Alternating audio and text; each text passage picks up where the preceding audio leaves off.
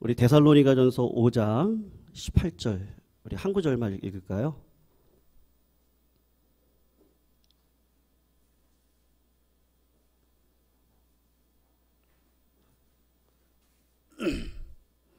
데살로니가전서 5장 18절 한 구절입니다. 다 외우시죠? 자, 시간 10초 드릴게요. 외우시고 눈 감고 할까요? 네.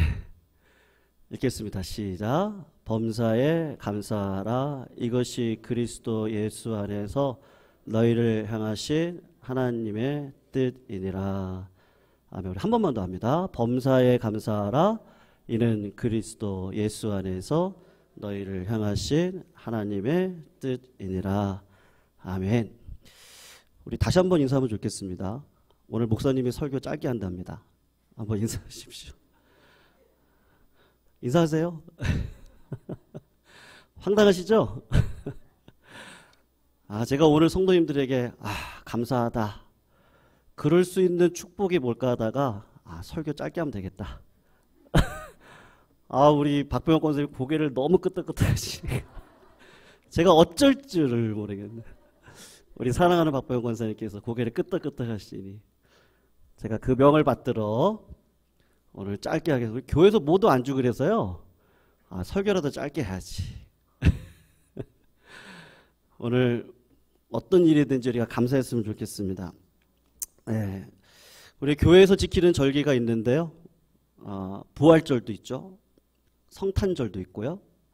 다 한 번만 하고 지나갑니다.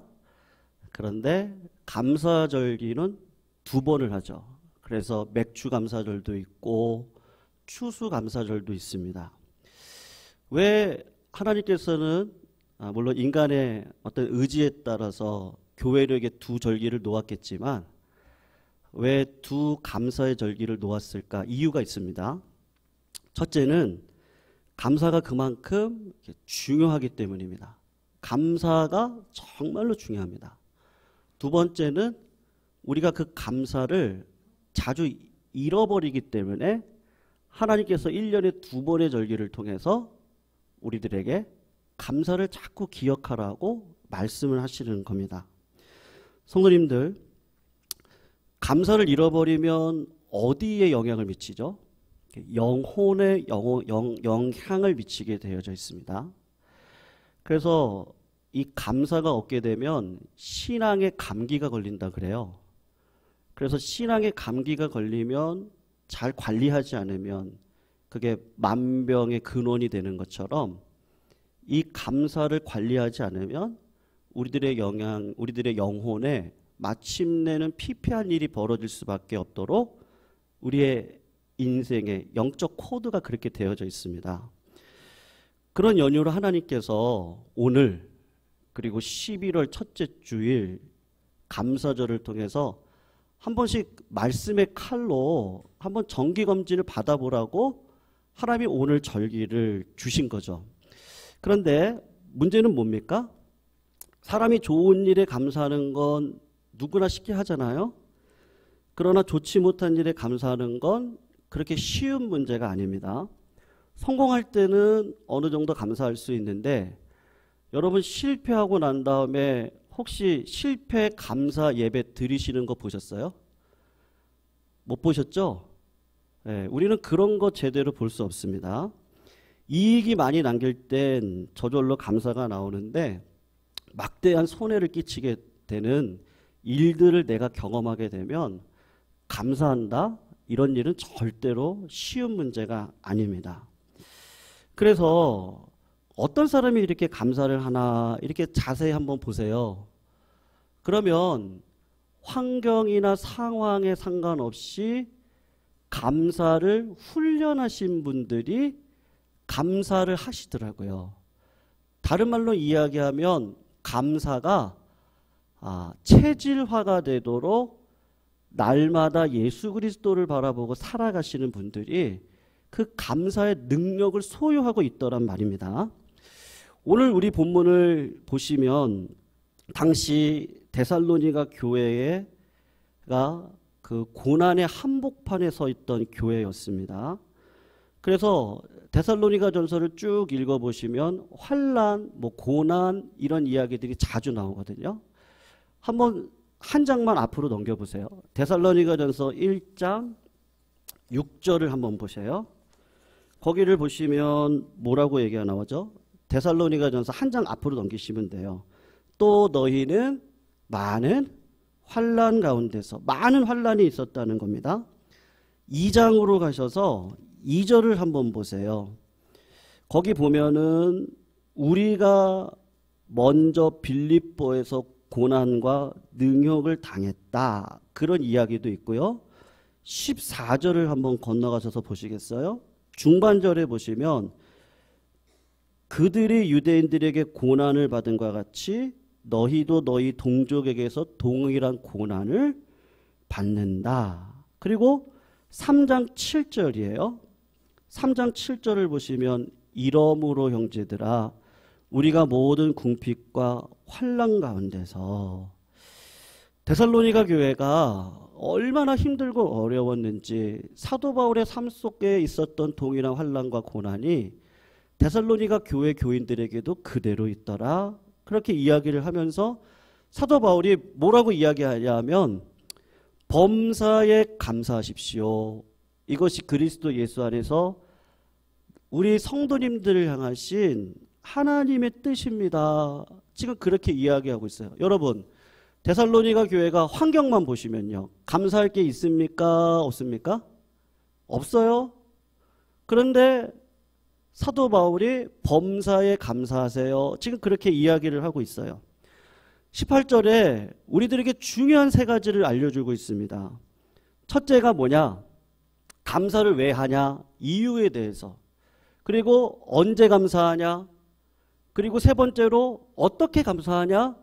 이 세 가지 중요한 영적 원리를 우리들에게 주셔서 감사를 체질화하세요. 그 이야기를 지금 하고 싶은 겁니다. 여러분 우리가 감사해야 될 이유가 있어요. 왜 감사합니까? 한번 따라해 보겠습니다. 하나님의 뜻입니다. 네, 하나님의 뜻이니까 감사하는 겁니다. 범사에 감사하라. 이는 그리스도 예수 안에서 너희를 향하신 뭐라고요? 하나님의 뜻이라고요. 하나님의 뜻은 어디에 있습니까? 우리가 항상 감사하는 일에 있습니다. 예수님께서 십자가에 달려 돌아가시기 전날 밤에 땀이 핏방울이 되는 것처럼 쏟아지는 고통 속에서 기도할 때 마지막까지 씨름했던 게 뭔지 아시죠? 내 뜻인지 하나님의 뜻인지. 내 뜻은 무엇이죠? 하나님 할만하시거든요. 이 고난과 환난과 어려움을 나에게 좀 멀리 벗어버리게 해주세요. 그런데 예수님이 땀방울이 핏방울이 되도록 했던 기도가 뭐예요? 그러나 나의 원대로 마옵시고 아버지의 뜻대로 되기를 원합니다. 여러분 그 기도가 어떤 기도였겠어요? 제가 볼 땐 여러분 기도해 보시잖아요. 노동이죠. 기도가 맨날 잘 되지 않잖아요. 힘들고 어려울 때 주님 앞에 찾아와서 안절부절 못합니다. 제가 예전에도 말씀드렸지만 제가 예배당에 와서 아무도 없는 성전에 기도가 안 돼요. 그래서 어떻게 하죠? 제가 이 사이를요 그냥 걸어 다닙니다.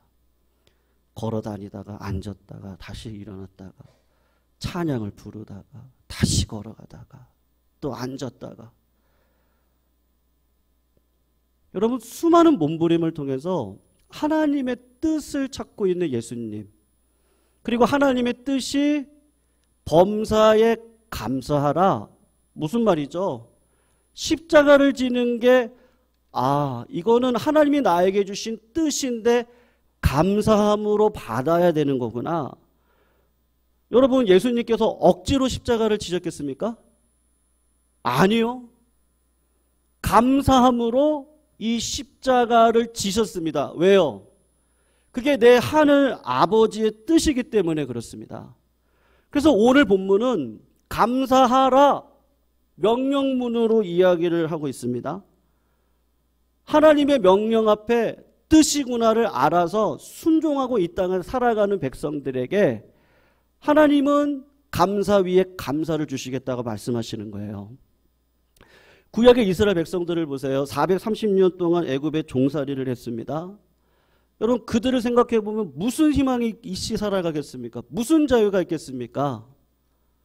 근데 하나님께서 은혜 주셔서 10가지 재앙을 통해 자유를 주셨어요. 자유를 얻은 것만으로도 감사합니다. 그런데 홍해를 가르는 은혜를 경험했습니다.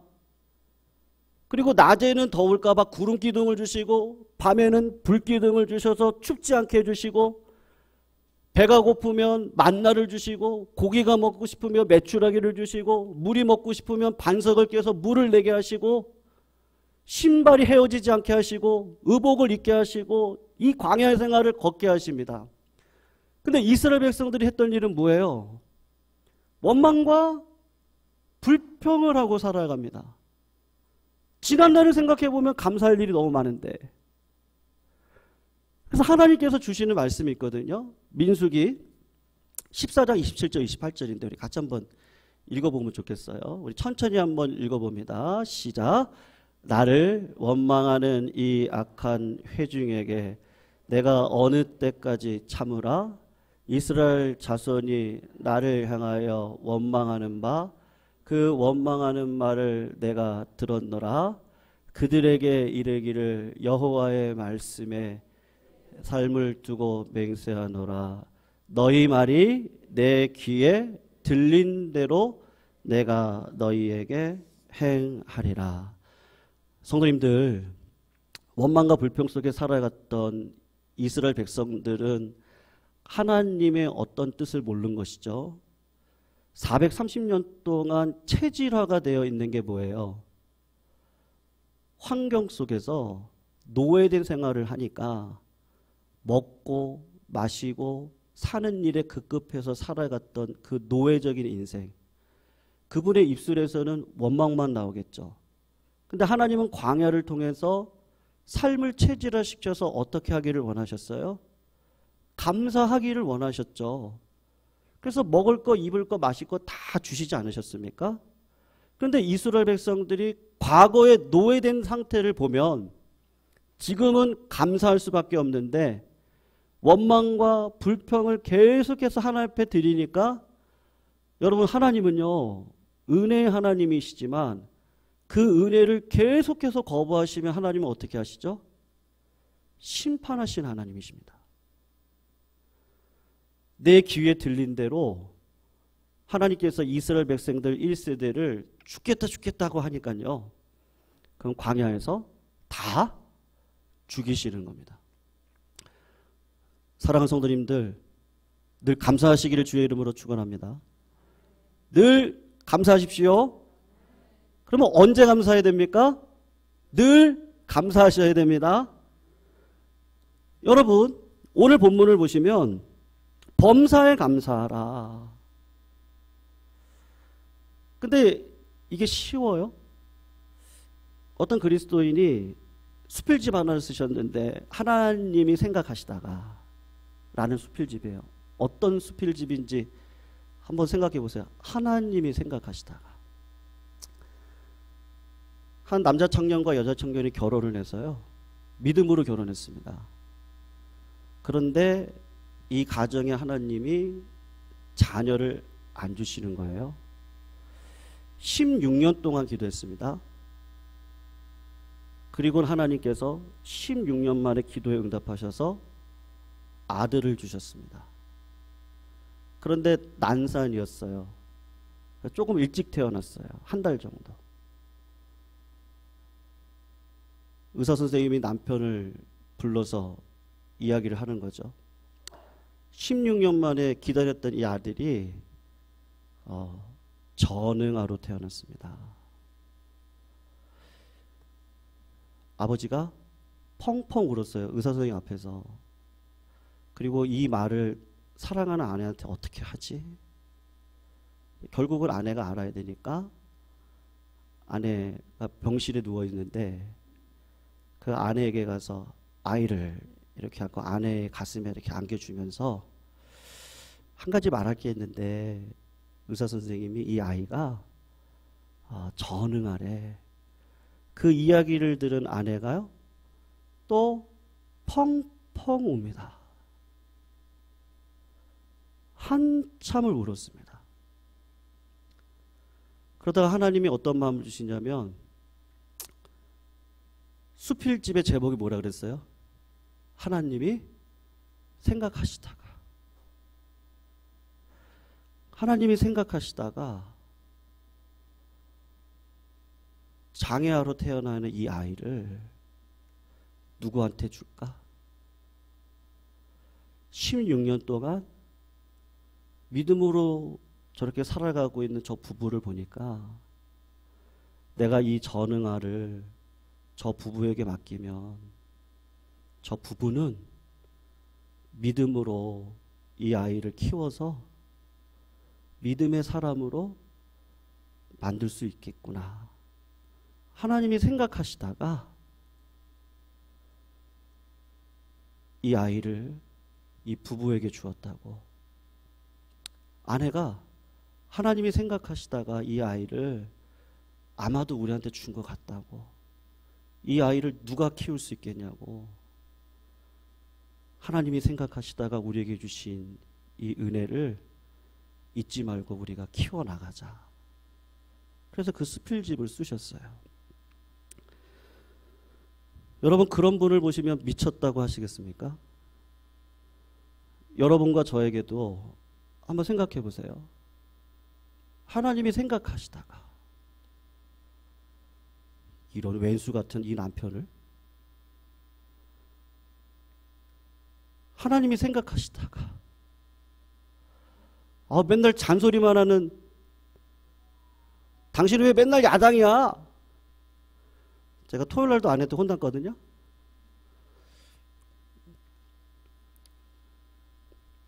하나님이 생각하시다가 자녀요. 자녀를 이렇게 보면 저도 자녀를 키우지만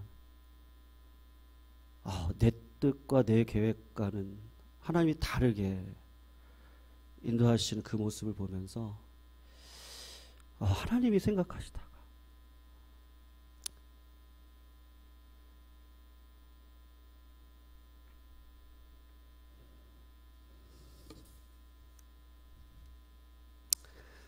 사랑하는 성도님들,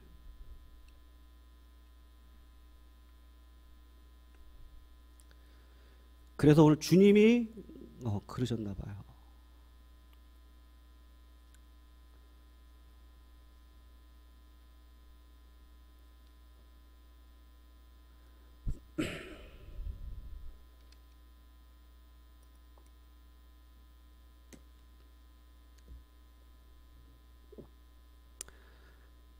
범사에 감사하라. 이는 그리스도 예수 안에서 너희를 향하신 하나님의 뜻이다. 하나님이 사랑하는 자, 그 뜻대로 부르심을 입은 모든 자들이 합력해서 선을 이룬다. 하나님이 생각하시다가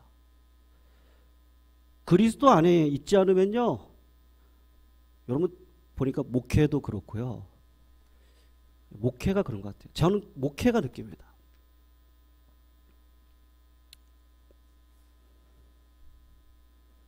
하나님이 힘을 주시니까 가는 거더라고요. 네. 하나님이 은혜 주시니까 가는 거죠. 제 생각, 제 계획, 제가 보고 있는 이 상황, 모든 것을 보면요, 저는 하나님 앞에 하나님 할 만하시면 그냥 좀 안 하게 해주세요. 목회 안 하면 얼마나 편해요?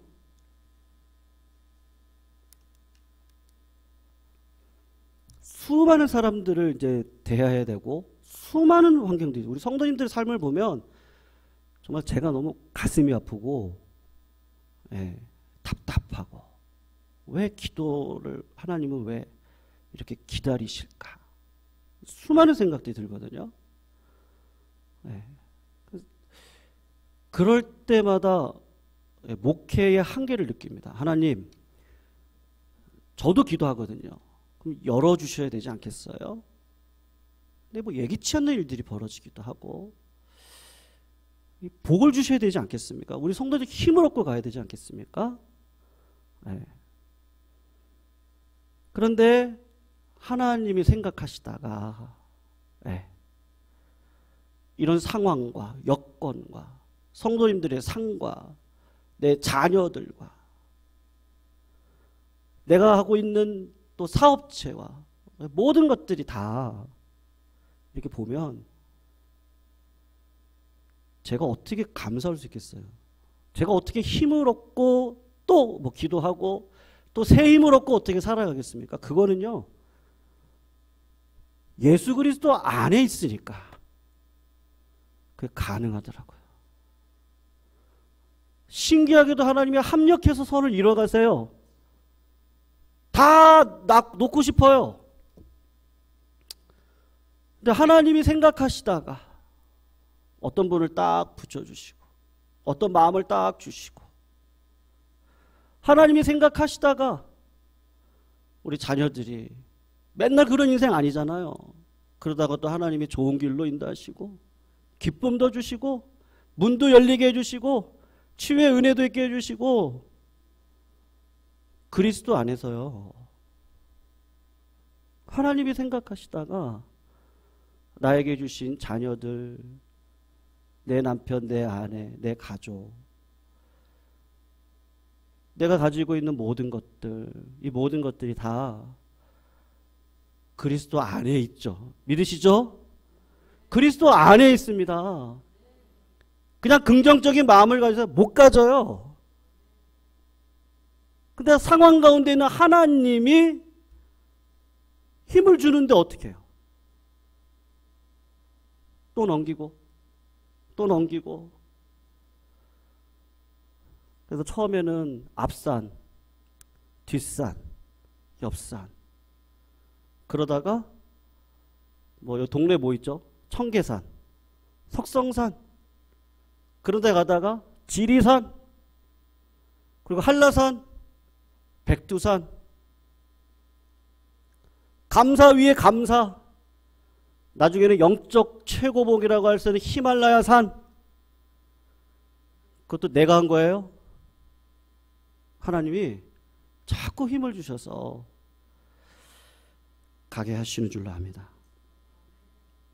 사랑하는 성도님들, 하나님이 생각하시다가 주신 내 가정, 우리 교회, 우리 동역자들, 우리 일꾼들, 이 상황 다 주님이 감사함으로 지고 걸어가며 상반기에 주신 은혜가 있듯이 하반기에도 좋은 은혜로 주실 하나님, 그 하나님 앞에 감사하시기를 주의 이름으로 축원합니다.